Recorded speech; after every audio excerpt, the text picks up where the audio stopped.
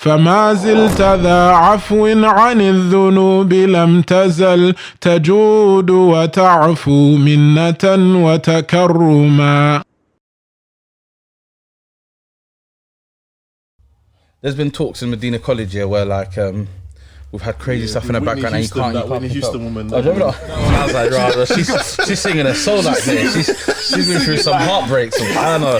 Yeah. She's singing for her life. Like she don't. If she doesn't, she felt she's going Jahannam. Like she's trying to. She's singing. She's just like, it's like, raw. What have you been through, boy? So they might know that you're a Whitney Houston fan. Bismillah.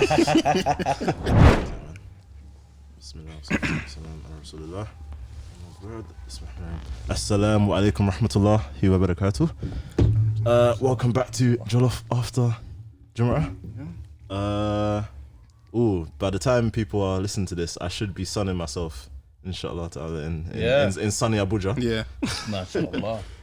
I should be in Lagos by then. So obviously, may Allah grant me safe return and safe passage there, inshallah. Ameen. And that would mean that I've had a long, strenuous, quick editing session as well to get this one out. But obviously, it's what we have to do when only one of the brothers on the podcast edits. It makes it.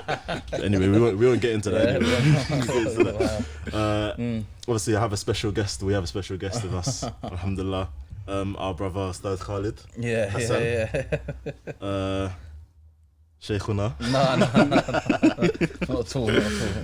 Who, interestingly, as much as, I say, it's almost like we've known each other twice. Yeah. Because we know each other recently from, obviously one of the teachers in Medina College. But before that, we actually sat next to each other in Yeah. When I was a shaitan. So he's not a stranger to the community. So No. Go on this one. Obviously, a lot of the time we have people on the podcast and they'll say like, the brother like Abdurrahman, Tawfiq, they'll be like, I'm just one of the brothers in it. Yeah. And then in a way, I guess technically, slightly, You're one of the brothers as well. Yeah, for sure. So tell us, shed some light on that situation on your early days. When you was a bit of a terror. I won't say what you said, but no, just obviously in the Madrasah kind of situation, or just anywhere when I was a kid. I just realised that I used to just enjoy getting on the teacher's nerves, basically, and I just would push his buttons as much as I could. Every kind of Madrasah I went to like a few, and I was just a terror everywhere I went. But you know what? Yeah, wallahi, to be honest with you, like I feel as if it's just a bit of puberty. Yeah. Just learning how boundaries are and things like that. So yeah, like it was just a phase. I was in like 13. I don't remember you being bad. I remember you being like jokey. I remember one of the teachers swore. Like he swore one time, and he said like, "Is this one of the graduates?" Yeah, one of the graduates from Medina. So I actually hold the record probably that I actually made a graduate of Al Medina swear. And English is not even his first language, so he must have been really angry. But no, obviously I used to just funny, jokey kind of. But yeah, alhamdulillah, do you know what I mean? That's the case of many people that grew up in London. Yeah, exactly. I don't think it's changed. I'm embarrassed about it. I'm embarrassed about it. I can't lie to you. I'm embarrassed about it. Like I'm very embarrassed. Like, it's really strange, isn't it? Like me becoming this or whatever after being that. It's very strange, isn't it? So I don't think about man. Back in the days, there was a long list of people that were just like that. Myself included. That's very true. Yeah. Alhamdulillah. So you said lots of America. So like a bit about your background for people that don't know. We're not going to do too much biography. Alhamdulillah, born and raised in the UK, went to school like everybody else. Alhamdulillah. GCSEs, a bit of A-levels, like I said, a bit of A-levels. Did the whole kind of trying to find myself during the A-level kind of period of my life.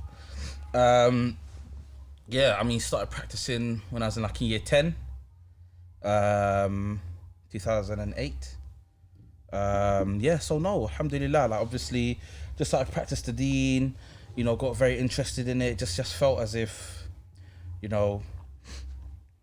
wallahi, like life wasn't, even though I was young, and it's really strange to speak about it now, like you was literally a kid, but just wallahi, just thinking about life and thinking about the choices that I was making at the time that I thought were very detrimental at the time to myself, to my health, you know, to my family, to everything.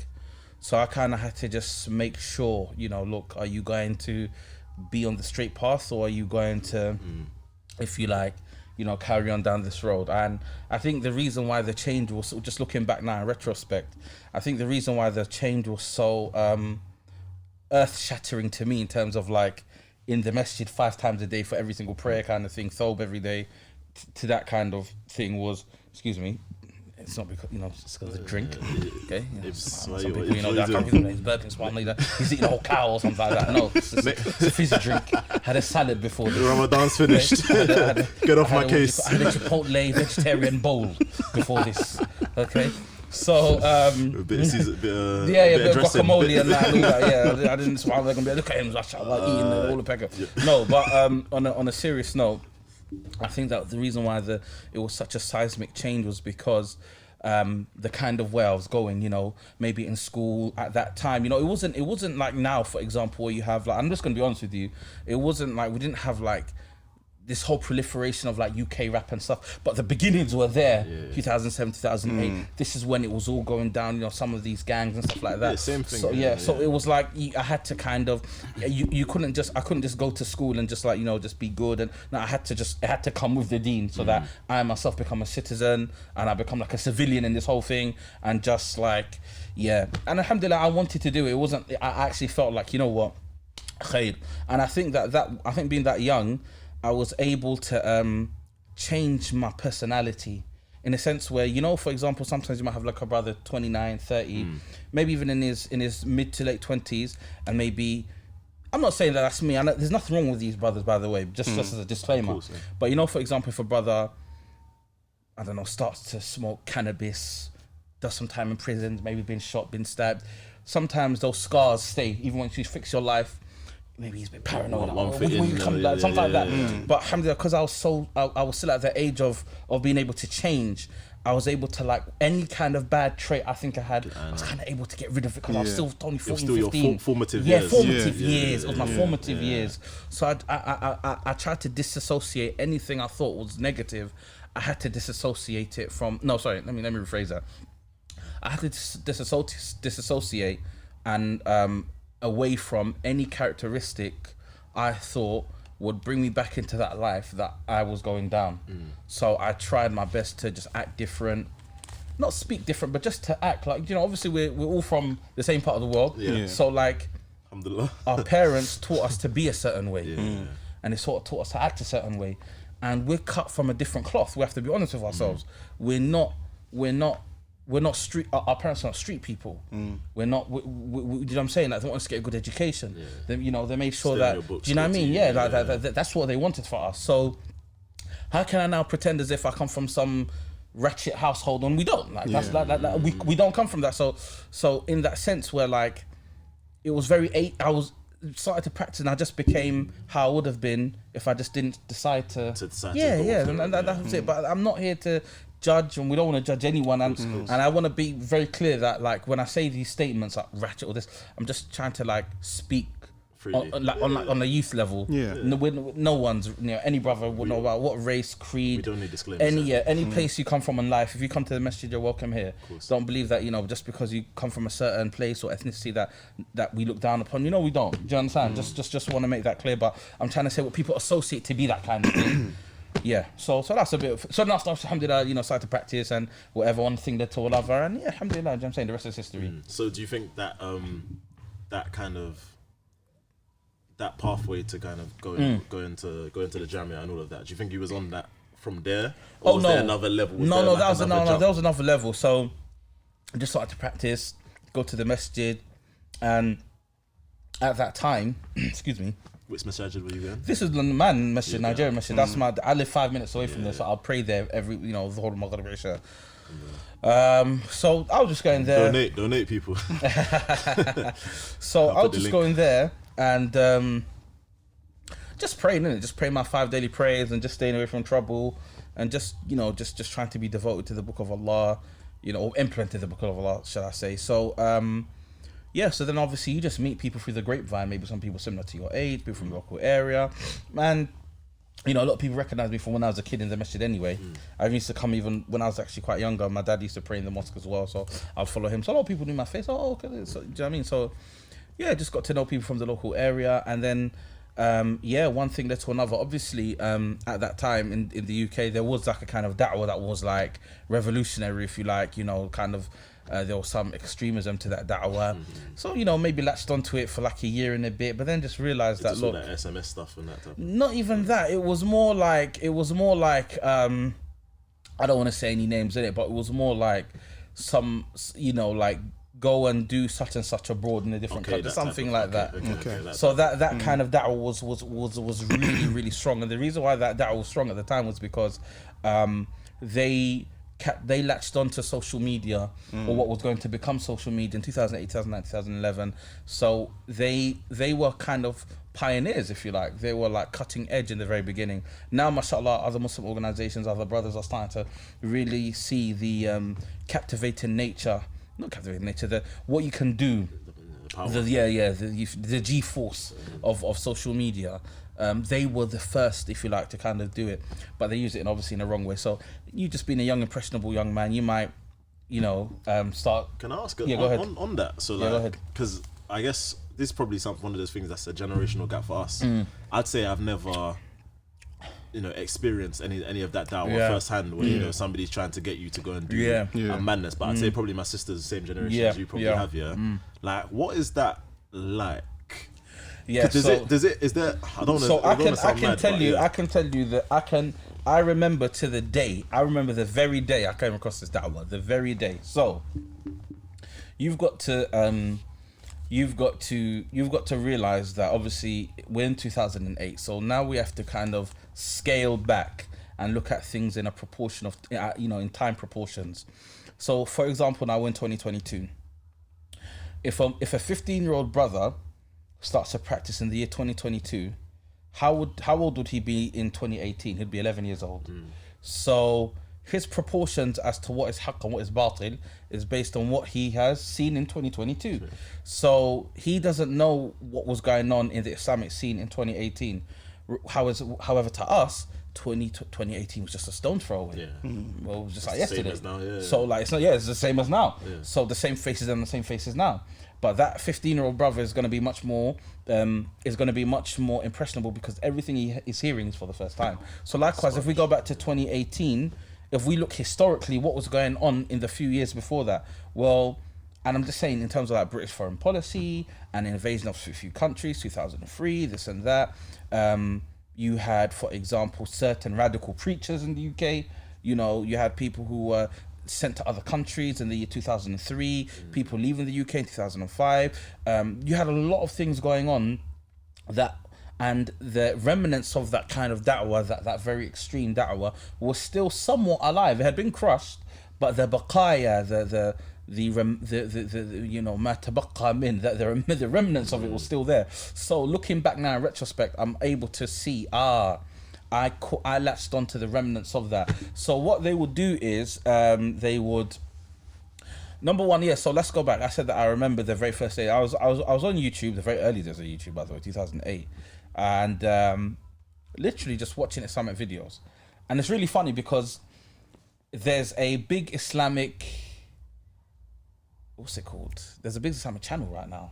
It's called Digital Minbar on YouTube. Digital Minbar. They upload all these videos. Digital Minbar. Is it like compilations of different? Not even compilations. It's actually they get.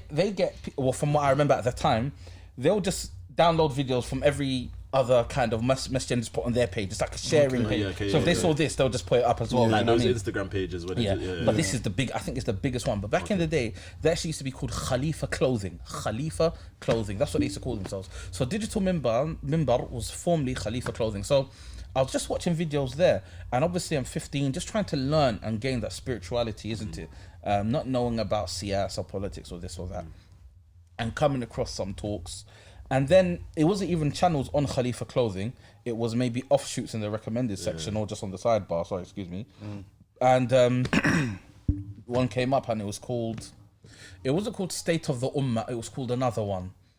It was another one by one of these speakers. Obviously, he's no longer here now, so I'm not going to even just go into that. But he was a speaker that was just talking about the state of the ummah and how historically how the Muslim countries were in the 50s, 60s, 70s and 80s, and now there's like an Islamic revival, and in the background, you know, there was like the nasheed, Ghuruba, all of that kind of stuff, and then you just see these, you know, these men in you know, and like, you know, like ragtang AK-47s, you know, they're fighting these oppressors or whatever they call it, and like it galvanizes your very miskin heart.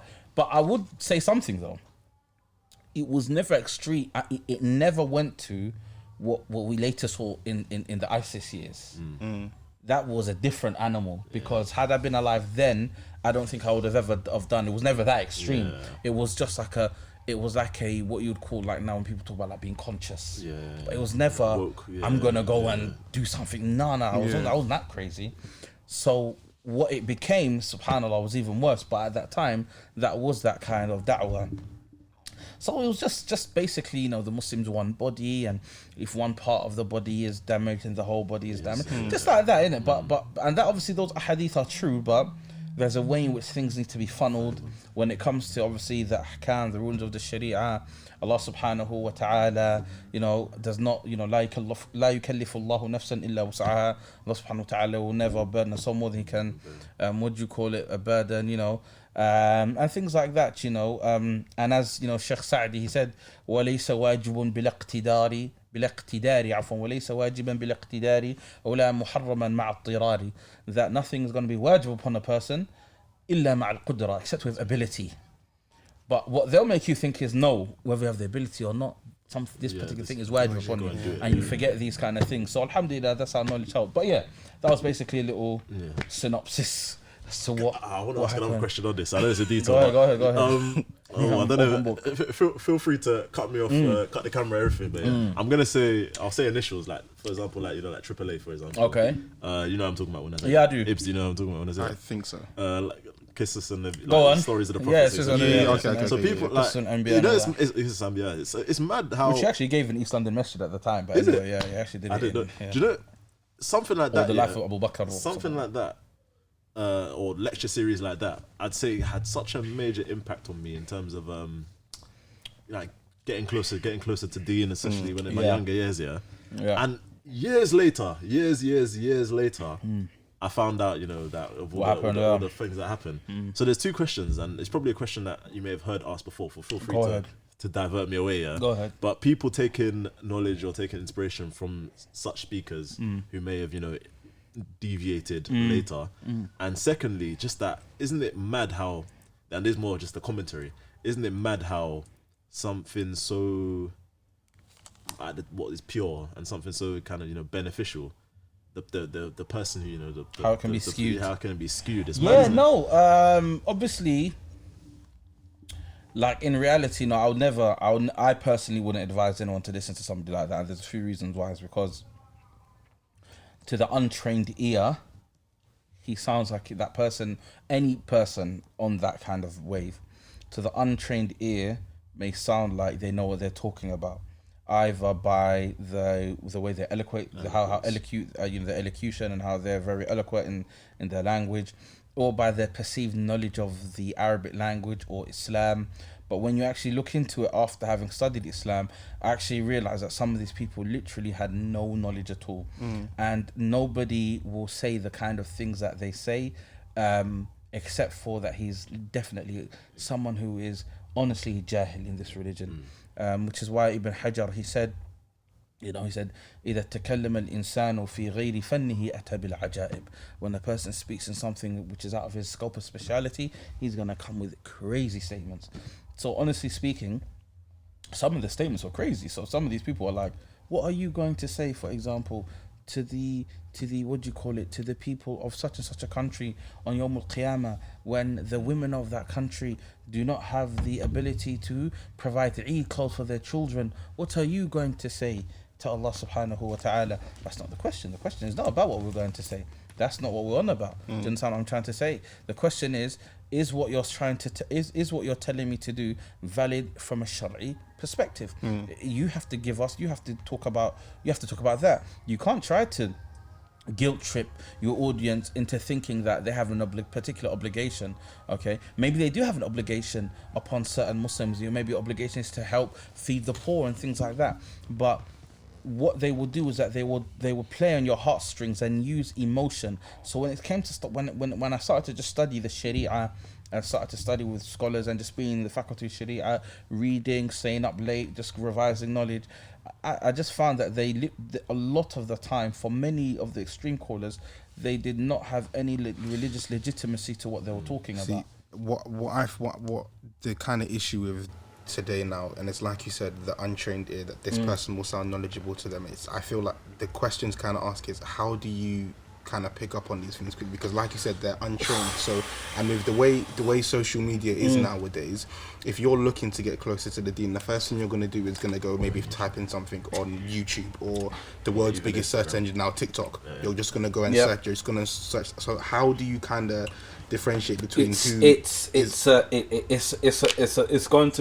problem that has a multifaceted answer, and the initial answer is that a lot of the times there may be, on a practical level, no solution except for that person who started to practice Islam has already had a level of education and a level of common sense that they must hear something and go, okay, that doesn't sound right. Because even when we were all, for example, at more ignorant stages of our lives or whatever, we still have the level of common sense that, okay, this is a bit crazy. Hold on. Hold your horses now. Come on, wait. This is too much. No, but on a serious level, going back to that, I would say that it's somewhat worse. Now, it's not as extreme as then, to a certain degree, but it's somewhat worse insofar as there is a proliferation of Islamic content on YouTube, to the point where a person can maybe find it very difficult to know what's good for them. So when I started practicing Islam, the only videos you may have is a few Abu Usama Zahabi videos, a few Bilal Philip videos, and a few Khalid Yasin videos, and maybe other people from Australia and here or there. You did not have this this proliferation that happened, I would say, after the year 2013-14. These people just started opening, because I only found out about it when I went to Saudi in 2014. Then I found out that there were these people who were just like, make sure you like, subscribe, and they're just. Before that, I didn't know. I didn't know, innit? Do you know what I mean? At the point, press the like button and all that. So that you got to do that. You have to beg them, please. Your mercy. But no. You said it, not me. Yeah. No, but but yeah. So it's really, really hard, because now you just have reply to this speaker, reply to that, so and so says this, so and so says that. You have cutting and pasting of videos, and it's just chaotic. So what I would say is that number one, the caller to Allah subhanahu wa ta'ala, he needs to obviously have hikmah when it comes to dealing with the people. So you should always, when you're listening to someone, we can only give guidelines. We can't say this person's upon haqq, this person's upon batil. Obviously, some people who are, but as a general guideline, like I said again, whoever can see this burping or not, there is a Sprite in front of me. So,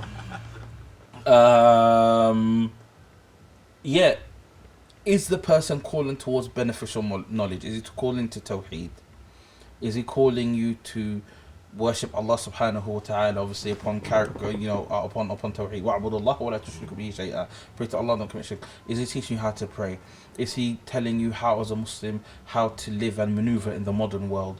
Are you learning how to be good to your parents? Are you being a better Muslim? Or do you find yourself becoming more and more of a social recluse? If that's what it's doing, then maybe you have to question the way in which you're practicing Islam. Because Islam is able to fit in and can be practiced by any person who, if you like, submits to Allah subhanahu wa ta'ala. And that person can still go about and function in society the way the companions radiallahu anhum ajma'in and the Prophet sallallahu alayhi wasallam, did trade with Jews, they trade with other people, lived around other religions. It wasn't just, for example, people from their own kind. You had the Jews, okay, you had you had the mushrikun of Quraysh. Obviously they kicked them out, but even when Islam spread, you had many different adyan, many different faiths who lived under Islam and they were able to coexist. So if you find yourself unable to coexist and feel yourself you're practicing an Islam is make you restricted and constricted and unable to practice the religion that you think is correct, you may want to look at the speaker that you're listening to, because the person that's calling to the Sunnah will call you to that which is best. And if you're unable to, as you know, again, as Sheikh Sa'di says, وَيُفْعَلُ الْبَعْضُ مِنَ الْمَأْمُورِ إِنْ شَقَّ فِعْلُ سَائِرِ الْمَأْمُورِ. That even if you're not able to do a particular action that Islam tells you to do, there's always an option if that particular area or that particular thing that you're doing, you don't have the leeway to do it. So, for example, we don't live in a Muslim country. Okay, we might, for example, have the proliferation of alcohol in this country, but okay, it's a Muslim country, it's not a dry state. However, are we forced at gunpoint to buy alcohol? No, we're not. So a person can't just be like, now, oh my God, a'udhu billah, there's alcohol. Actually, there's alcohol even in the time of the Messenger sallallahu alaihi wasallam. There were some people that became drunk. There are some people, some Sahabis, they led the Salat al-Fajr drunk. And then after, what do you call it? Turned after the Ta'lim, on the time of the Khulafa al-Rashidun. And then after they led Salat al-Fajr, and I think it's one riwayah, I might get the names of the raka'at wrong, or the amount of raka'at. They prayed Fajr, and I think the Fajr, he prayed, one of the companions prayed. Well, it's not trying to shame the companions. It was talking about the afu, that look, the ulama bring it to show that even Muslims can be somewhat sinful at certain times. So ala kulli hal, this person was leading the companions and he was drunk, and I think he prayed Fajr 8 raka'at and turned around drunk and said, Hal uzidukum, or do you want me to give you even more raka'at? Do you want more? So what I'm trying to say is that the companions radiallahu anhum, having seen kufr, having lived in Mecca, having changed their religion, they were able to navigate and practice an Islam that everyone was able to practice. So when it comes to now, the religion that you're trying to practice, obviously, generally speaking, living in the West as Muslims, you need to be speaking to someone whose da'wah, is a Muslim of the 21st century is able to practice it, if you like. That doesn't mean now I'm saying you're modernist or something like that. No. Liberal. But, something like that, exactly. But you're able to, if you like, practice. But if they're calling you to extremes, you must go and live in such and such a country, you must go and do this, you must go and do that, things which are totally out of your qudra, out of your ability. You'll ask yourself some questions. Is this what, is this the Islam that is haqq now? And if they're constantly talking about other people, other da'i, and possibly, So I can't see. Would you advise, I don't know, because like you said, let's maybe even talk about the worst case scenario. Go ahead. Someone that doesn't have common sense. Yeah. Worst case scenario. Would you advise maybe not using social media at all and maybe going to Duruz first? Well, that's a very good question. So even in that, there has to be somewhat of a detailed answer, because people that don't have common sense are of different types, and only I'm coming to that realization now. So you could have a person that doesn't have basic common sense, or the first nasiha, like what you said, is true. If you're sheikh, if you live in an area where there's people that have sought some sort of knowledge, it doesn't have to be Allah, but they've sought some credible knowledge, you should build a relationship with that person in your local area, even if he lives a few miles away. Go to their classes, listen to their khutbahs, ask them for advice, because that will help you. That will help you. فَاسْأَلُوا أَهْلِ الذِّكْرِ إِن كُنْتُمْ لَا تَعْلَمُونَ. Ask people knowledge if you don't know. It's very, very important that we do that we ask the people of ilm, that we ask people of knowledge if we do not know. That's important. But there's another issue, that, like what you said, which is, what other advice would we give to people that have less than that? They don't even have that level of common sense.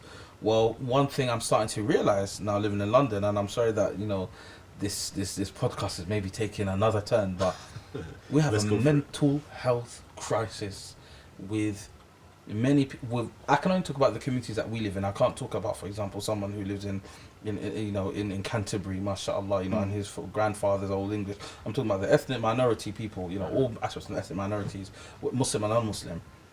There's a huge proliferation of cannabis smoking and things like that. So you have Muslims starting to practice after they've kind of had episodes with either psychosis or with bipolar, schizophrenia. So now you're dealing with Muslims who have that issue, now starting to practice Islam. And then a lot of the time, these people who do these crazy lone wolf attacks and stuff like that, some of them have serious internal issues. You know, so for example, and I don't want to get into any, just, you know, you guys might not know, but and I don't want to get into any. There was a guy in this local area for about 4 or 5 years ago, was literally going to different areas, calling the adhan, screaming outside Tesco, Allahu Akbar, screaming to the top of his voice. Now, very good brother, he wants the best for Islam, he loves Islam. But if you look into that particular person's life, then you will see, obviously we can't give a diagnosis, but people have lived that life, will a lot of the time may suffer from issues. So the shahid is that we've got that problem too. So it's not just dealing with. I know it's just ajib, because it's just like problem after problem. It's like, oh, Allah save us. Don't worry, we'll become positive soon. You know, ونجنا من فرعون وعمله ونجنا من القوم الظالمين. So no, wallahi, يعني, you know, as you know, we just have to ask Allah subhanahu wa ta'ala just to help us, you know, as Allah says, you know, وَاسْتَعِينُوا بِالصَّبْرِ وَالصَّلَاةِ, you know, Allah subhanahu wa ta'ala said, أُدْعُونِي أَسْتَجِبْ لَكُمْ, you know, call upon me and I'll answer you. We only have Allah because, like I said, there's a multifaceted problem that we're facing. I can only talk about London and probably on a wider, as a wider collective, the UK. But one of the issues, like I said, is that now you've got people who may have some issues when it comes to even their mental health, practicing al-Islam, and because of the mental health issue that they have, they automatically go to the extremes. Why? Because logically speaking, they can't function as normal people. Now, that doesn't mean every person with a mental illness has this. No, not at all. I'm talking about extreme elements, people who have from difficult backgrounds. And I'll give you an example. Inhibitions. I'll give you an example. Brother from this area, I know two. Both are regulars at Hyde Park Corner, for example. They give da'wah in Hyde Park every Sunday, and if you write in speakers' corners, they are, mashallah, first people that you see. I know one of them, for example, he has serious, I don't know if it's mental health issues, but he has severe, if you like, learning difficulties. So even his cognitive ability to understand things is questioned. The person has, because of mental health issues, has entered into Islam and left, and entered into Islam and left. And this brother is obviously from a country very far from us, not from where we're from. And a brother I know saw me and said, you know, I saw him, you know, giving da'wah in a particular area, speaking in a particular accent from a country that he's not even from. So and you got this person who will be on the forefront trying to kind of give da'wah, but then these people are quite vulnerable as well, so they fall for this kind of thing. So you've got that aspect. But if you're talking about just the average Muslim brother, try your best to listen to a person who guides you to the sunnah of the Prophet sallallahu alaihi wasallam, who guides you to you know, obviously worship Allah subhanahu wa ta'ala upon tawheed, follow the sunnah as mentioned. Allah sallallahu alaihi wasallam, you know, alaykum bis sunnati wa sunnati al khulafa ar rashidin al mahdiyyin min ba'di, and upon use my sunnah al khulafa. With this discussion here, that, like, I think it'll be much more better for me to just speak conversationally than to just bring ayat. Of course, yeah. And then because what we're doing is we're trying to implement these ayat. We've come here as Muslim brothers. How are we going to implement these ayat in our lives? So you've got that issue, but then there's another thing where, and I used to, you know, obviously having been around these kind of people, these extreme elements once upon a time. And I don't want to talk too much about it, you know, because I never did anything wrong. It's just, you know, it was a little phase in my youth. Cool. But one thing I noticed, and it came to be true, and I never thought it was true at one time, was, until I got older, was when they spoke about people who fall for radical ideas. Forget about Islam, because obviously, you know, radicalism has its own kind of connotations. But people that a lot of the time, people who fall for radical ideas, whether it's the BNP, whether it's UKIP, or extreme elements of UKIP, you know, because, you know, some people are going to be like, khalas, or extreme, you know, send all foreigners home, whatever. They say that a lot of the time these people are very downtrodden people who come from very difficult backgrounds, and are susceptible to a kind of messianic da'wah that will save them and their difficult situations that they come from. When I look at many of the brothers I knew in those days, and many brothers who fell for that da'wah, and many brothers who maybe stopped practicing it, and many brothers who are caught up into the dunya, there's a lot of reasons why they become like that. Difficult backgrounds they come from, difficult home backgrounds, father not there, growing up on benefits, 10 children in a 1-bedroom, 2-bedroom flat, people arguing, people fighting. You know, I remember I spoke to a brother and he himself was on that da'wah for some time, and you know what he said, wallahi, broke my heart. You know, he said to me, he was a revert brother, and he said, you know, I lost my sister to cocaine. She had a cocaine overdose, and I lost my sister to cocaine. And he took things out. And he, do you like, really, you know, and these things, you know, you're talking about people who live in, you know, I'm not gonna. It's not third world poverty, but relative to the UK poverty, lack of opportunity, lack of education, lack of, you know, a lot of things. So when I was in Saudi, and I started to study, and my brain started to open up, and I started to read different opinions, and just subhanallah, like just my brain's opening, you know. And then after now, I was living in Saudi, and I'm in my 20s, but like I went when I was 21. Okay, and I just turned 21. Like I turned 21 in November, and I was in Saudi in January, like a month and a half. So at 20, you don't really know a lot. You know, for some people, they don't even have to even use their money at 20. I remember when I was working in UK, you know, I was working at M&S in my 20s, or at 19, 20. You used to pay us on Tuesday, bro. By Friday, I didn't go. I'm asking, Bought me a phone, bro. Bought me a phone. Even money management. You know, you got people that live in Dulwich. You know, their parents teach them how to control money. How money is money. Yeah, money is a. Money is not. Money is a. Let's think about a liquid. You put liquid into a bottle, it's going to take the shape of the thing that it's in. So it's something that can be utilized, isn't it? It's something that can be. What's the word? There's a word. Manipulated. It can be molded. It can be manipulated. It's a utility. But for someone who doesn't know money, they see money as something that you simply consume, and it has to run out. And once it runs out, you get more. They don't understand how money works. That no, money can build itself if you use it properly. But you have to see it as something which is a utility, right? So what I'm trying to say is that some people have obviously better starts in life than others, so they're able to deal with the stresses of life. When I look at many brothers, statistically speaking, they were destined to fail. That's the reality. And that's why you fall for these extreme groups, because you know you are hopeless. You know, out riding a bike with a kufi on, trying to use, you know, 2 a.m. in the morning. People are not awake at 2 a.m. in the morning. I'm gonna be honest with you. MashaAllah, you know, we're watching Islamic content and we're chilling, whatever. You know, and I'm 15, 16, 17. I might have an excuse, but then the other brothers who are like, you know, 25. You know. So anyway, just the shahid was just going back. I was in the kulliyah. Now I'm studying, I'm realizing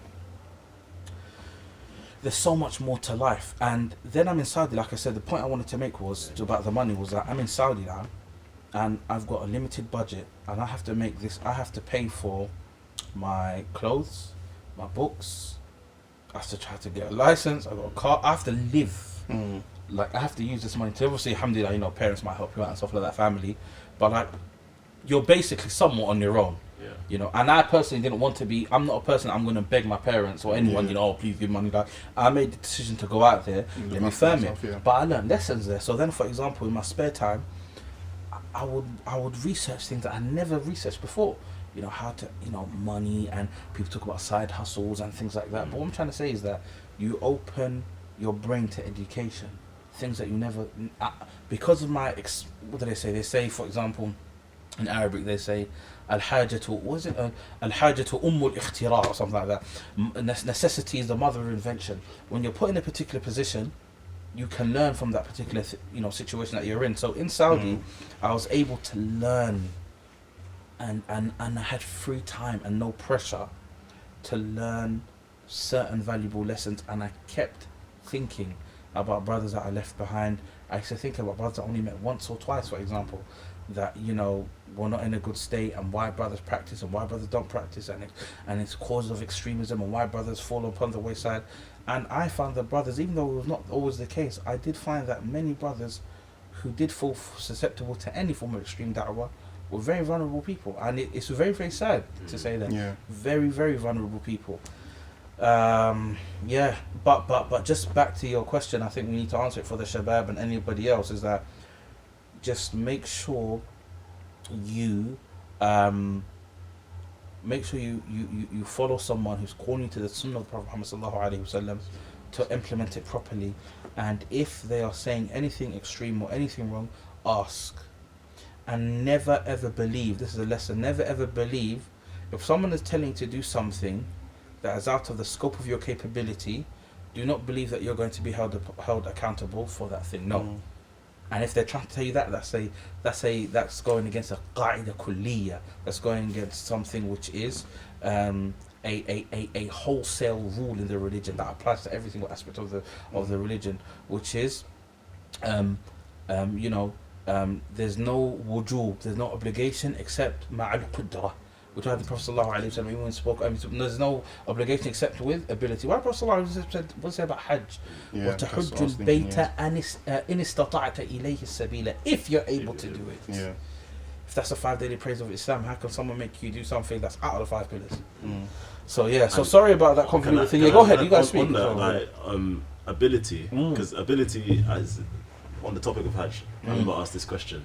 Is ability something that you can do if you dedicate all of your ability to doing it? For example, Hajj, if I can go to Hajj if I save all of my money and eat one meal a day, or is it ability if within your means, within your kind of daily? It's within, so you're not, that's very important, so obviously, even when you, for example, go to Hajj, your family need to be in a state where they're going to be looked after, and that they've got enough money for when you go and when you return, because obviously, in the old days, Hajj was maybe a 3 to 6 month endeavor. You know what I mean? It wasn't just taking a flight and going to an airport and you're back in 2 weeks. It was, you might be killed on the way there by highway robbers or something like that. So, it's not that. It's you having the money to go and the ability to comfortably go there. Come back, with the means to go. And with your family obviously being taken care of. That's what it is. It's not, for example, taking a loan to go on Hajj. No, it's wujudul mal, okay, or milkul mal, and it's not al qudra ala akhdh al mal. As Shaykh al-Islam ibn Taymiyyah said, it's excuse me, again the Sprite. It's having the wealth, not the ability to somehow get that wealth by taking a loan or something like that. So that's what it is. So. You didn't go to the University of Medina. You've been saying Saudiya, which is I think everybody, when they think of seeking knowledge, generally most people, what they associate with that is University of Medina. What's the difference? I've heard some stories from you that I feel like I haven't heard from anyone else. I mean, I went to I applied for Al Medina. I applied physically or online. I think I was the second year that I applied online, 2011. December 2011, I remember I was 18. Then I went about 3 months later to, I went to Umrah, I have some relatives in there just working, did that, so I just went there, applied. Obviously, it never happened. So I applied for Qassim about a year after that, 2013, and then I got accepted in 2013 and managed to get there on the first day of 2014. So the differences between the two, I mean, obviously I'm not a student in Al Medina, so I wouldn't be able to tell you the tafasil of Al Medina, but obviously Medina is, if you like, you could maybe not on its size, but you could say that Medina to a certain extent is an international city insofar as the amount of people that come to Hajj and Umrah are always there. It's not obviously an international city like it's a centre of world commerce like New York or London or Tokyo or something like that, but it's an international city insofar as people from all over the world are constantly there, and you can find it quite cosmopolitan in some areas. And at the same time quite rural, not rural I should say, but it has a mixture in certain seasons of being full of people in the Masjid al-Haram area, and at the same time you have obviously the locals of Al-Medina. So Medina is a place which is, if you like, very accepting to other people. It has a long, obviously with the Masjid Nabawi, there's a long history of knowledge being there. You have people from all over the world, you find scholars in the Masjid Nabawi who are of many, they're Saudi now, but they're obviously originally from many different walks of life, many different, if you like, like I said, different types of ethnicities and things like that. Qassim is a bit more different. Qassim is one of the tribal heartlands, or if of Saudi Arabia, or the Najd region, shall you say. It's a bit more remote. They're getting used to foreigners. It's not like obviously like Medina. The people there are generally speaking of one. They're not of different ancestry. They are people of that particular region that have been there, for quite a long time. So it's just you're just dealing with different kind of different types of even the muqarrar, even the what do you call it, the syllabus is slightly different. Our one is more Hanbali fiqh orientated, even though they've changed it in Al Medina. There's words that it's going to be changed back to what it used to be, Bidayat al-Mujtahid, but obviously Allah knows best. But yeah, so yeah, that's what it is. It's just a different kettle of fish. It's a different kettle of fish. Yeah. I was so lazy. I had a car and I'll drive it to the college, and it was like a 10-minute walk away, and I don't want to walk on it. Man. Drive to Jamia. Tell us. I obviously was at the retreat recently. I feel like there was a story. It was a summer holiday story. The naked brother. That one's gonna have to stay in the vault. Yeah. That's in the vault. I tried to. I was even trying to. I was even going to say it to one of them on the Arabic class, and I thought, just can't say it. That's a mixed class as well, isn't it? That's a mixed class, yes. I couldn't do it, but maybe inshallah, keep for my diaries. Waterstones, $8.99. I'm just joking. Paperback, hardback.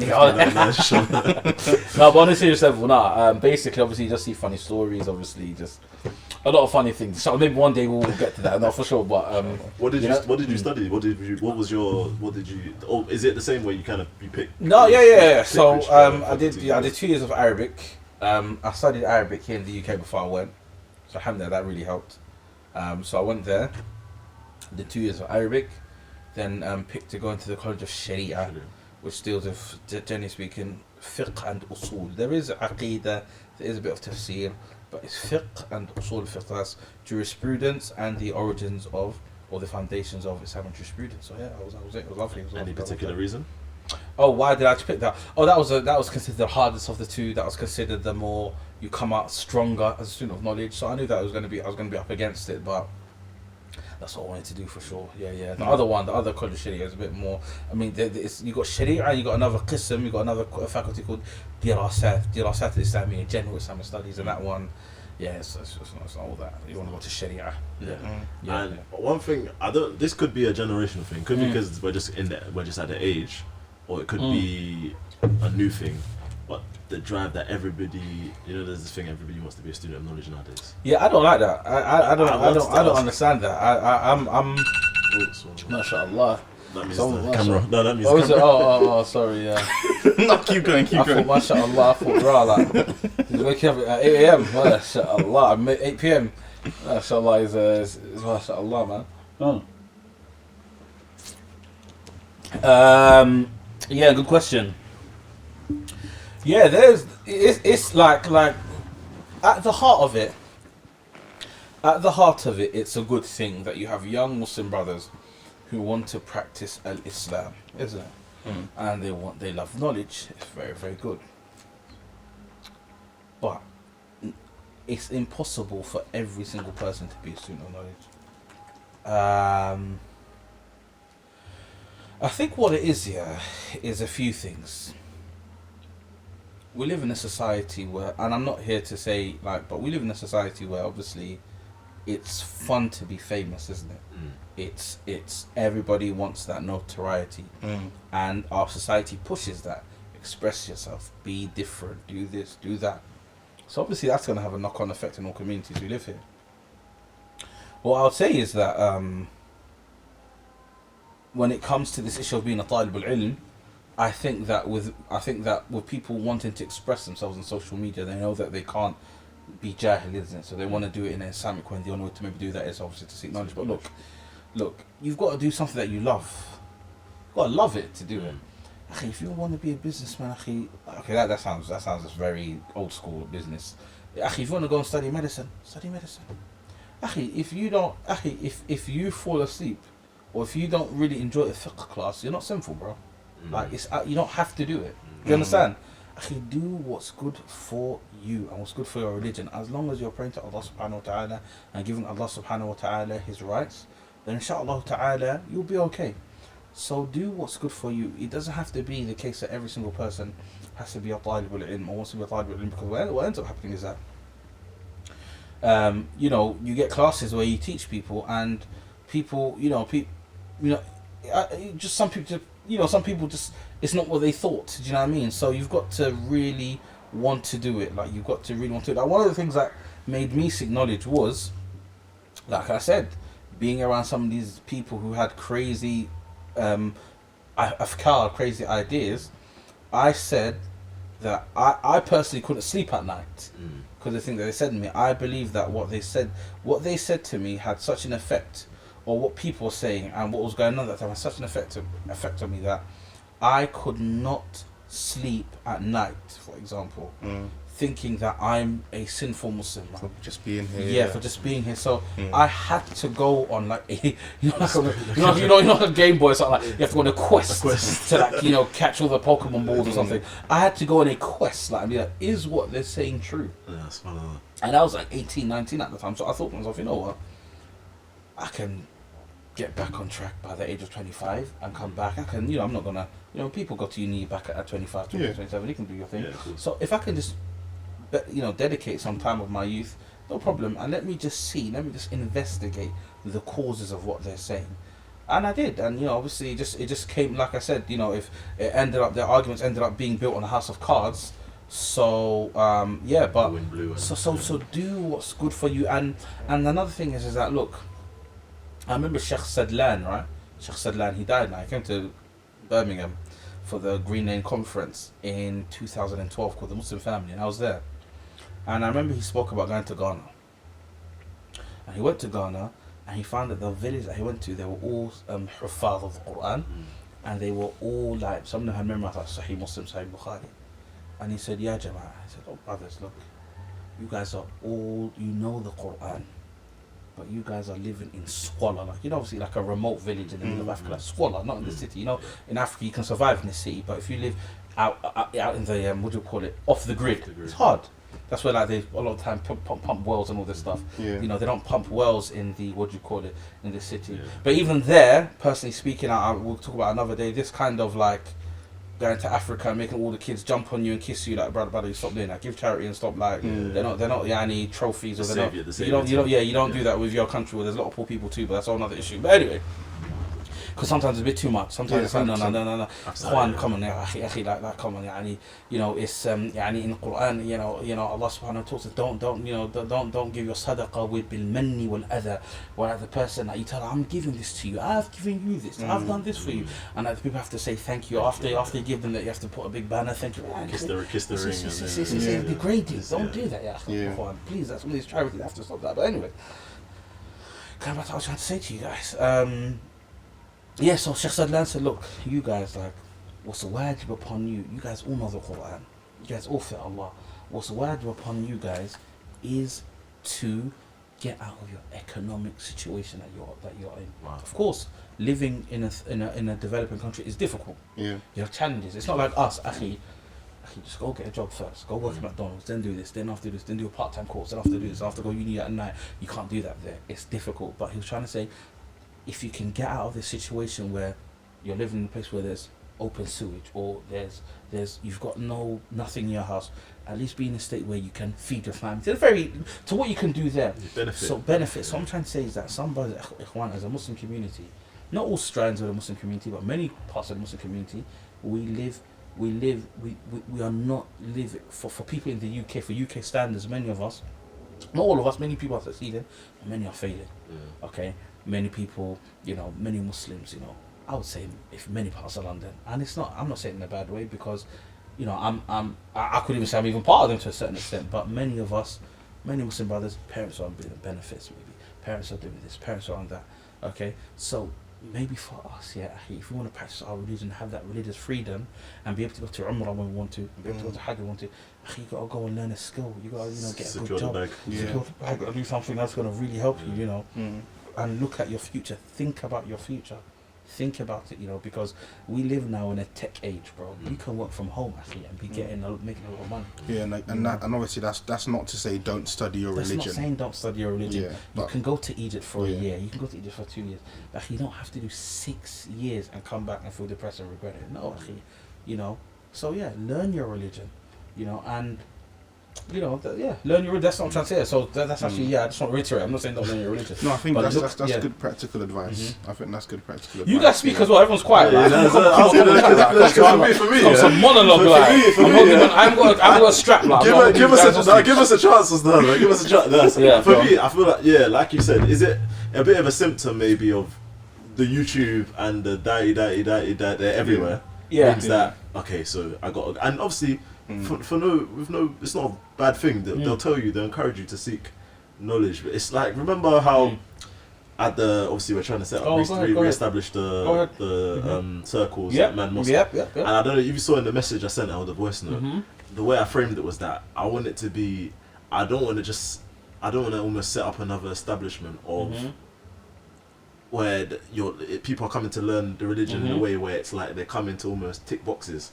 I wanted it to be practical. Yeah. Do you know what I noticed? And those, because do you know what I noticed? Sorry to interrupt you. Again, I'm in Saudi. Yeah.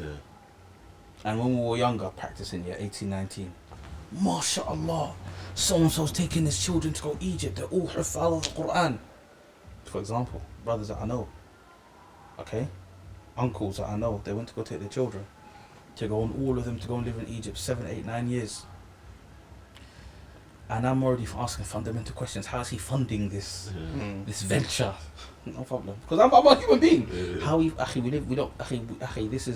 live in a capitalist society, and money talks. How are you funding this thing? Are you living off of benefits and just saying, how are you doing? I know, as far as I know, you don't have a profession, for example. But I'm going to answer a question.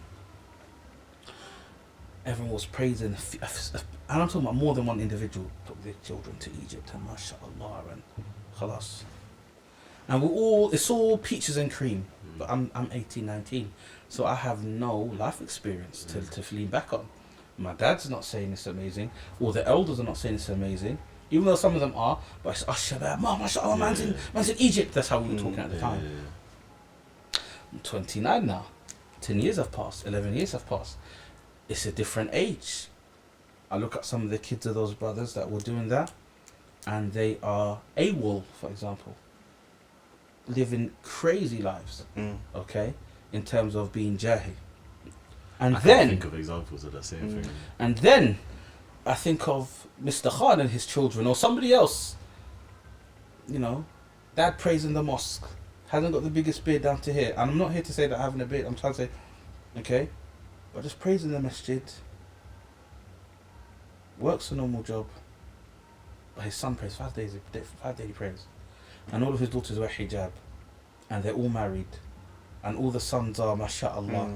And I'm thinking, what did he do? He didn't take his kids over there. I'm not saying don't take your kids to Egypt or back home, Nigeria. Anyway, I'm not saying that. But I'm saying, what did he do? What he did something. He managed to give them the Islam they need in a way which they're able to practice in the society that they live in. Because if you just take someone out of their society that they live in and put them in a place where it's deen to, it's like a clean room, it's like mashallah, it's like 100% deen. Then you bring them back here, and they don't have the education, they don't have the life skills, and they don't know. You never told them what to do with their life. It's literally like you've created an imbalance now. So the question is building balanced Muslims. So anyway, going back to that point, I was thinking, what's the issue? And it came back to parenting. You can be a parent, sending your kid abroad and you working here, doesn't mean that you don't know. You have to be in your child's life as a parent. You have to be there, and you are the person that has the biggest effect on your child, not the society.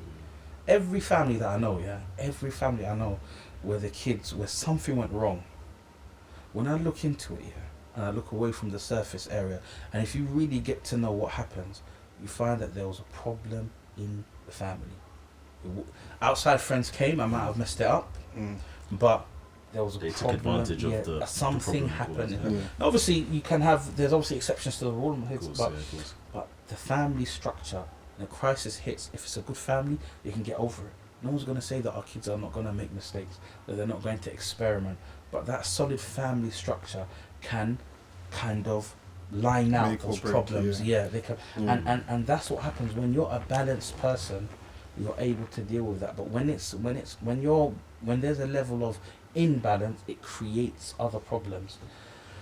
So I forgot how we got here, but about lessons. Go back, because I was asking about. I feel like for the circles, for brother circle, sister circle, you might have seen in the meeting. I think it's important. Just going back to basics. I feel like what you're seeing a lot of nowadays is, and mashallah, sick, like different duru's on different things. But then what's interesting is we went to the session at Medina College, the Monday session that Tamir did, and he was going through things like, how to make wudu. And you're talking to people afterwards, and these people are like, oh mashallah, I learned so much, like, oh, I didn't know this, and this is something as basic as something you do every day. But these same people are, when it comes to other subjects, at a high level. But then wudu, one of the shurut of salah that is lacking. And like you said, so just like what we said, everything I said was in relation to a person who his deen is in check. But if a person now his deen is at 0, you might have to have that emergency surgery where you got to just go 100% on your deen for like 6 months, a year, whatever, just to learn the core basics. So that's just give that disclaimer, isn't it? But learning your religion, learning the basics of your religion is very, very important. And this, Aisha radiallahu anha asked the Prophet sallallahu alayhi wasallam, أي عمل أحب إلى الله, what actions are most beloved to Allah subhanahu wa ta'ala? He said أدومها وإن قل, the most consistent even if they're small. So it's about making those incremental steps, and that's some nasiha that when it comes to even just young brothers who want to practice this deen, it's the habits that you make, those small incremental habits that will stay with you for life. So developing the ability to pray every single day. Wallahi, it might seem small for us, but actually just praying every single day is something that some people, even Muslim countries, can't do, let alone here. So it's a big, big, big issue. So learning the religion is very important. And I'm sorry that I've taken over this podcast. No, it's fine. We invited you here to do the exact thing, bro. Don't worry about that. Taking it down this. Don't worry, my voice is tired. It's fine. I mean, we gotta do this every 2 weeks, man. Oh, go ahead. No, I think one thing that you mentioned before about that example that you gave of the father that took all of his children to a different country. I think sometimes what a lot of people don't have in those kind of environments is they don't have that appreciation for the deen. So I've spoken to brothers personally that came from Muslim countries and found that when they arrived in the Western world, they're actually practicing more here than they did in the UK. Yeah, realize how much of a treasure it is. Exactly. You don't appreciate when it's in your face every day. So I think that's one thing that's really, really important. We kind of need to instill in the youth, and these are the kind of things that I guess we're kind of talking about. Kids, I always just feel like it's just the wire, man, and because there's only so much you can do. I know you said parents. Madrasah, I know you said parents, but when I think of like some of the brothers I know, I've got one of my parents is new Muslim, and it's like I know people with 2 Muslim parents, for example, that are all types of wahala. So it's just it's mad, man. It's just you have to just I agree with you guys. Like it's in the hands of Allah subhanahu wa ta'ala, but I think that there's many things that you can do of course, to so there was a brother. Okay, it's a good question. Oh, there's a good instance. I remember there was a brother, right? And he said, yo, he had a son. He said, yo, my son, he's getting into this road thing, and I don't really understand why. Like I've raised him on the deed, and he's jumped into this road thing, and he said it in the accent, right? Now, when I looked at this brother, and when I spoke about this brother, I remember I was speaking to Shaykh Abdul Wahid about this, and that's why when I said in the beginning of the podcast, where like I tried my best to let go of any kind of trait that I saw was detrimental was that you can have Muslim brothers who start practicing the religion, but they talk like roadmen. They act like roadmen. They have the temperament of a roadman. They pray, and it's amazing. But they're everything. They are Muslim in action and roadmen in nature. Hey yo, hey, if don't touch that man like that. Do you know what I mean? I'm a patting you, talking that kind of. No, that's fine. That's fine if you want to speak in that kind of, slang parlance or whatever. No problem. But when it comes to even raising children, as Allah Subhanahu wa Taala said, "Idfa billati hiya ahsan," aim to that which is higher. Sometimes you don't even want to even expose your child to that. You want them to be out of that. I'm not here to try to denigrate any group of people, but I'm trying to say sometimes, if you don't even show that to your child, it won't even think about that. The child, he or she won't even think about that. But sometimes when you act like that, and you practice the religion, but you're swaggered, looking like a roadman.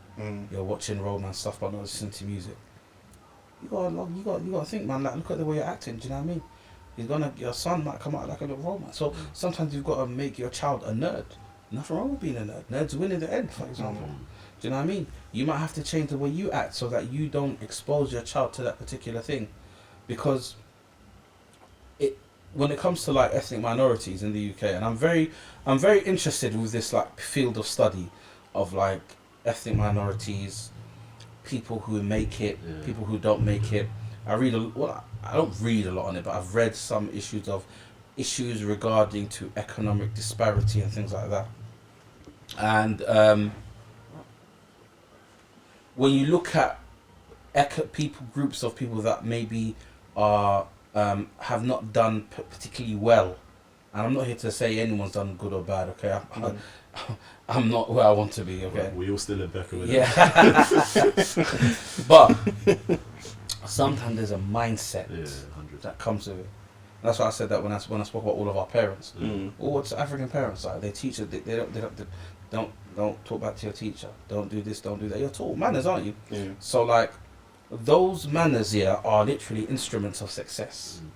When people don't have the ability just to say please and thank you, to respect their teacher, to take down lessons, to work a bit harder, to run the extra mile, it can be very, very hard to make it. So now when you have those kind of attitudes that, hey bro, bun you man, starting a fight, someone screws you, you don't want to look away just to save yourself. When you see a madness happening on the road, you see people crowding around this little fight. Well, what other way? Your parents told us, listen, when you see a little madness, you go the other way because trouble is going to happen there, right now. Innocent people get stabbed. A shot gets, So it's teaching your child, giving them those skills of what not to be and show them what you can be. But the issue is with many of us as ethnic minorities is that they pump. Well, I'm not saying it's a conspiracy, but we are fed a culture which is not ours. So we're fed, for example, a certain way, and they make it seem as if this is a culture of a particular group of people. It's not a culture of particular people. No one in Africa acts like that, for example. So why do you claim as if and we're proud of it, that we have to act a certain way, or we have to look a certain way, or act a certain way, or do certain jobs? No, you can be whatever you want to be. There's nothing wrong with, for example, you looking a certain way and speaking and being friendly and being kind and having a good job. I'm not saying job. I'm not here to talk about that. We used to talk about job. I'm not talking about job. I'm trying to say trying to be successful. There's nothing like that I'm saying. So there's nothing wrong with doing that, and that's a universal thing. That's nothing to do with where you come from. So if you can, I don't know what I'm trying to say now, but I hope you guys just understand. We're following. It's like you know that obviously. And they don't. Go ahead. Like, and they try to shove down your throat.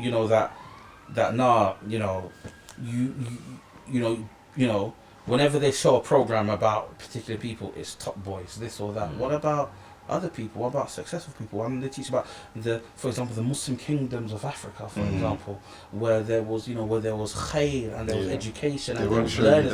No, they're not going to show you that. No, they're going to show you something else. They're going to show you R.I.P. on your neck and a big gold tooth. Like that's what they're going to show you. It is. I feel like as it's people that are below the breadline, impoverished people, ethnic minorities. What society does to kind of keep us, so this is my theory, society does to kind of keep us back there is by giving that that is in these things, in that thing, and then entertain. But and it's that way entertainers dancers, Yeah. break dancers. Yeah. Yeah. Subhanallah, I might cut it out. But all of these things, and that's what that's what honors us. Now I'm guilty. Why am I by his face? Actually, you shouldn't even know what that word meant. You shouldn't even have reacted. He heard vodka. Yeah, and literally. Yeah, that has to be. Just make the mic. Yeah. Carry on. Yeah. But yeah, man, subhanallah, and it's like the honor. The thing that's what we're honored with is Islam, or or even our culture. Like, our cultures, our actual cultures, lend themselves perfectly towards Islam or towards 100%. And I just think about my friends, and that's why, when you guys are talking about like the youth here, I think about it, and that's one of the issues. I'm really sorry that I've taken your time. No, when I'm touching it, it's because of the camera. I wish we could just carry this on. I don't even mind. I can just go on forever now. You've got me started. There's keep going. We can carry on, mashallah, until the cows come home. But Maghrib. So when I think about my friends, and I think about close friends, and I think about brothers that I know, I remember, like, for example, and I just want to make a disclaimer again, I have to be honest with you, because I'm one of, like, we're all the same here. We're Muslim brothers who are practicing their religion, trying to make it in our deen and in life. That's all we are, isn't it? 100%.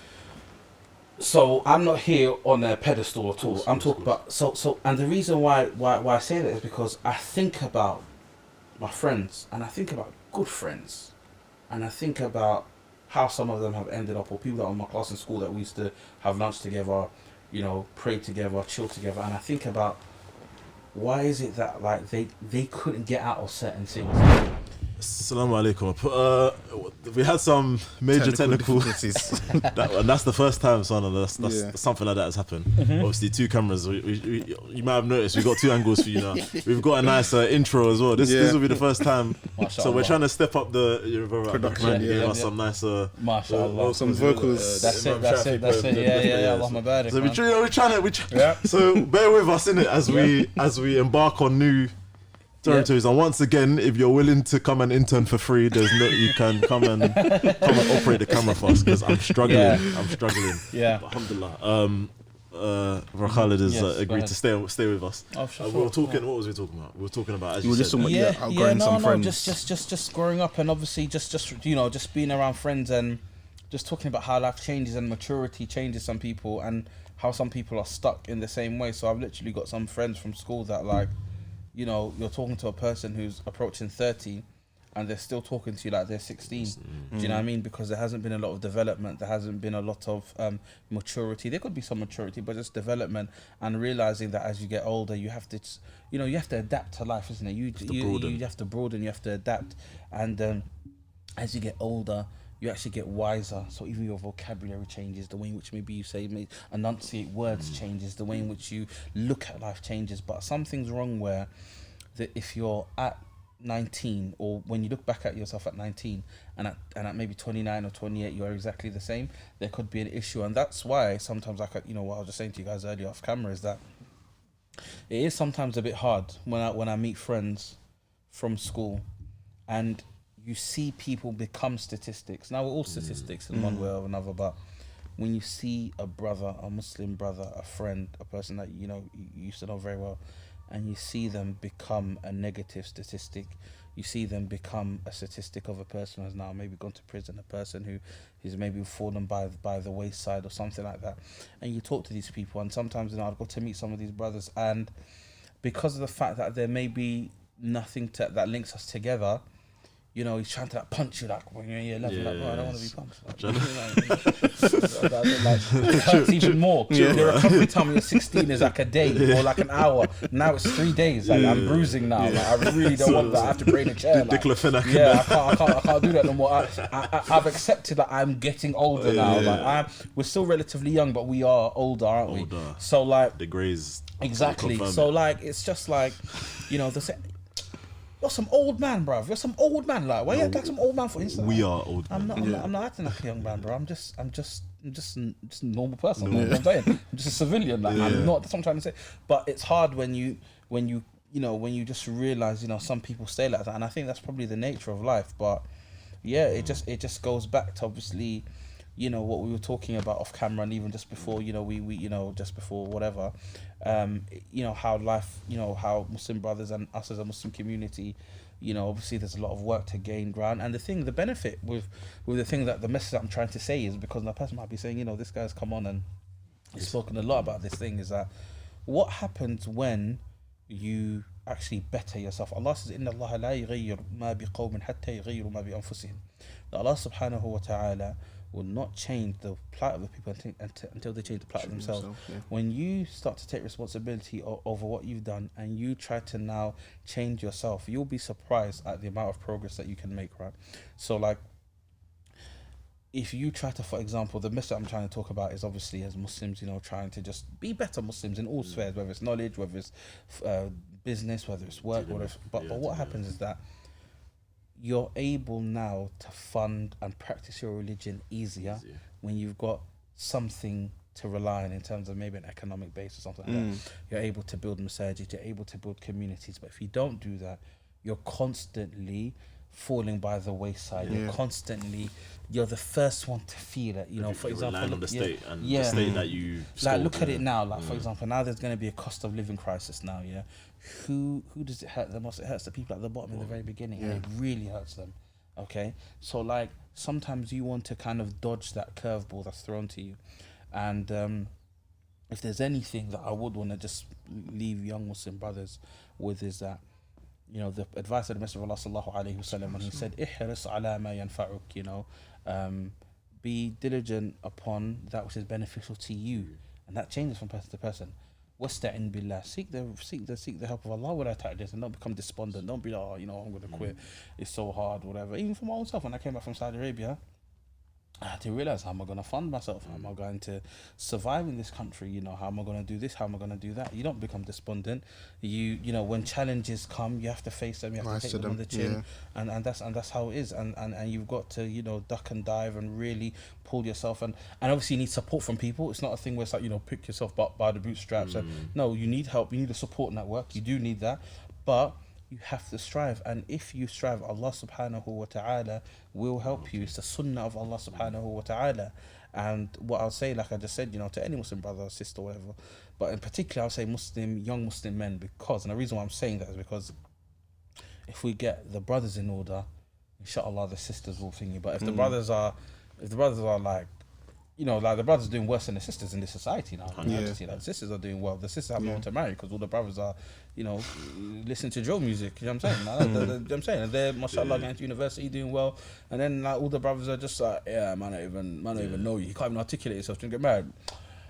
Man, I don't even know what's going on. Like, this is subhanallah. Can you not even just say a sentence, brother? Come on, akhi, subhanallah. It's not open cool your eyes, anymore. bro. It's not even cool, like, akhi, look, it's not like, man, I don't even know. Like, hey, come on, bro. Like, we're not 12, bro. Like, come on, we're not 17, fam. You know what I'm saying? Like, akhi, just talk, like, speak. Do you know what's funny? Every time he does that, I know he's thinking of specific people. It's just like, man, I don't even know. It's just like, it's actually cool to be ignorant now. Yeah. I don't even know, like, I don't even know what you're talking about. Like, man said responsibility, like.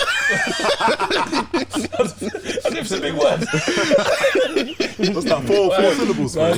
Be responsible, you know. Pass me some of the drink. Like, but no. I know he's thinking of people. That's a generic Joe Bloggs kind of urban Muslim, if you like, you know, that's a representative of the greater, if you like, you know, ethnic community in a certain, obviously, thing. And I'm just joking, obviously, it's just tongue in cheek. The brothers know here, we live, you know, all right. It's just a bit of tongue in cheek. You're cancelled already, bro. It's fine. It's done. You're done already. Like, you're done. But the shahid is right. Good.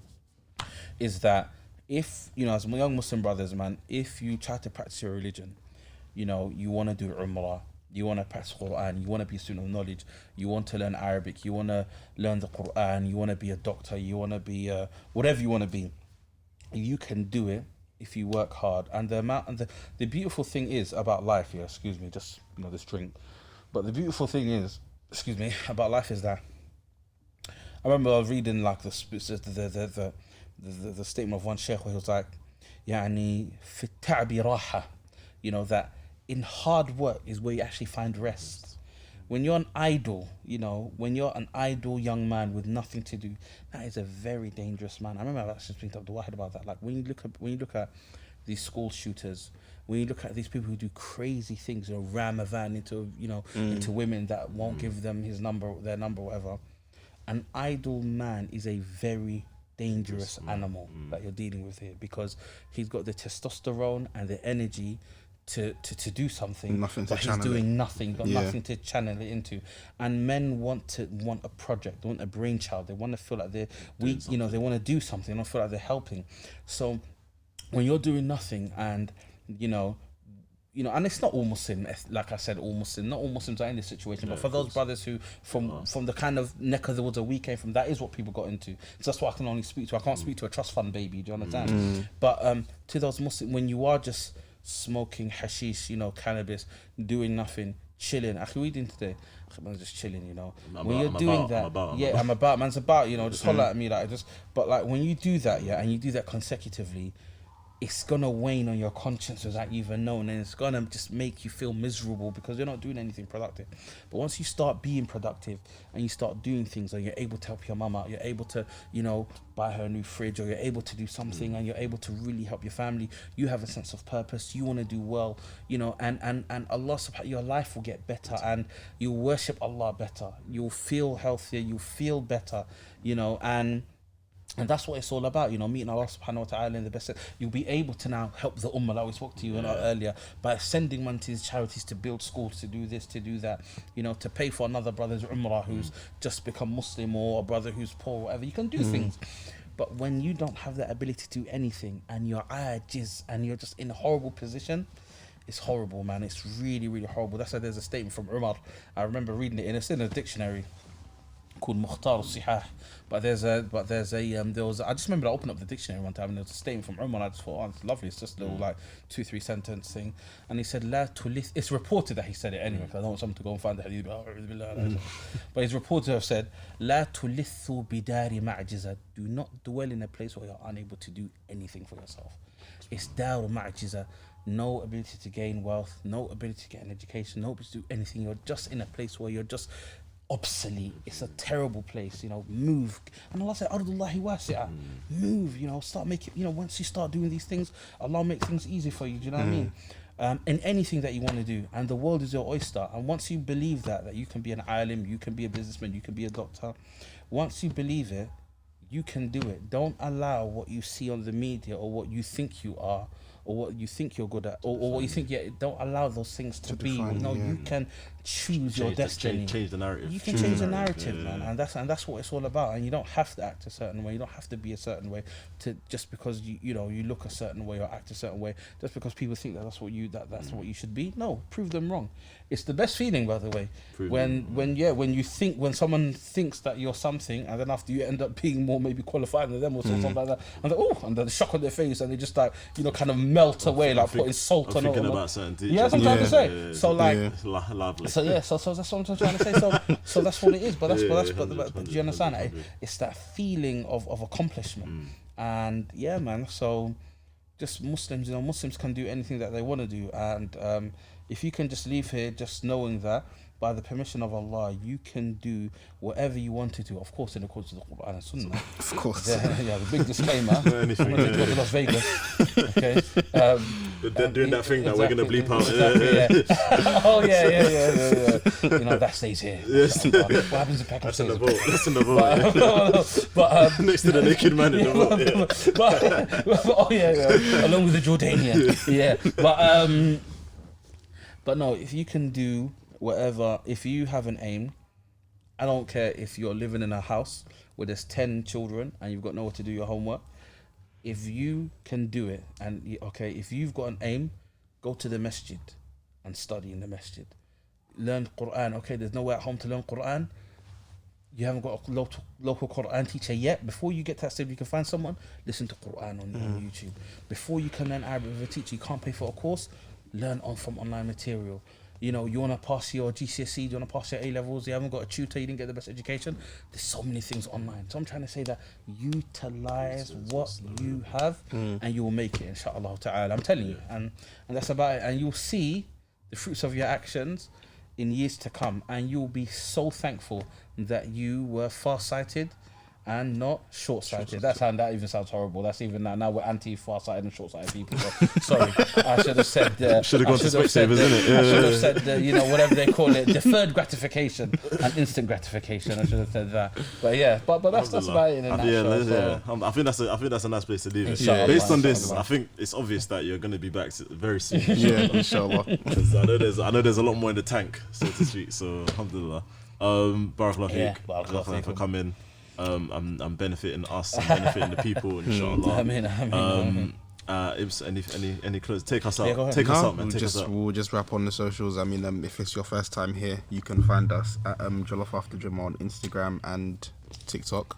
Yeah. I don't even like saying that now. Don't but- like Is saying he that. going to do that? Make sure you like and ring the bell down below. He said this, so I'm not going to say I was it. you to do it for us because that's your thing. JJ_pod on Twitter, and yeah, that's Join the it. conversation, guys. Yeah, join the conversation. Barakallahu feek. Yeah, subhanakallah wa bihamdika, ashhadu an la ilaha illa anta, astaghfiruka wa atubu ilaik. Assalamu alaikum wa rahmatullahi wa barakatuh. Yeah. ولما قسى قلبي وضاقت مذاهبي جعلت رجائي دون عفوك سلما تعاظمني ذنبي فلما قرنته بعفوك ربي كان عفوك أعظما فما زلت ذا عفو عن الذنوب لم تزل تجود وتعفو منة وتكرما